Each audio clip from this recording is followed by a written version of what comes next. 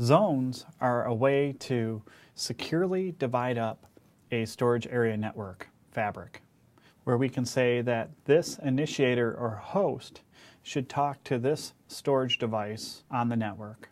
And the reason we do that is for multiple things. A, security. B, because if two hosts access the same storage device or even the same disk on that storage device, then we can have a disk that gets corrupted. And obviously our data integrity is critical in these types of networks.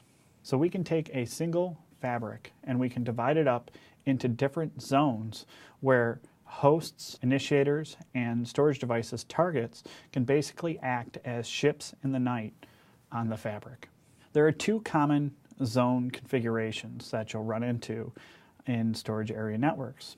The first one is single initiator and single target, where we have a single host or a single connection for that host on the storage area network associated with a single storage device or a single target.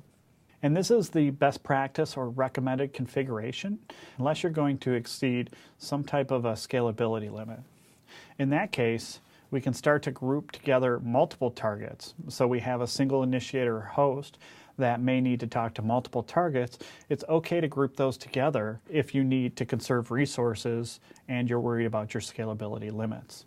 So to the right, we have a logical representation of what our storage area network might look like, where I have, for instance, zone 1 that we have H1 and H3 connected to as initiators and S1 connected to as the target.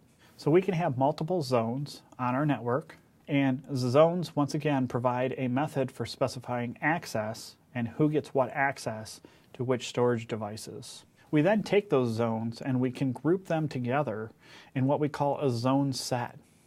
And then we can deploy that zone set across the fabric. And in this case, only one zone set can be active at the same time because they share a common zone. So in this case, you can either have zone A active or zone B active, but they can't be active at the same time. Please join us for 17.3 Performing Initial Storage Networking Setup.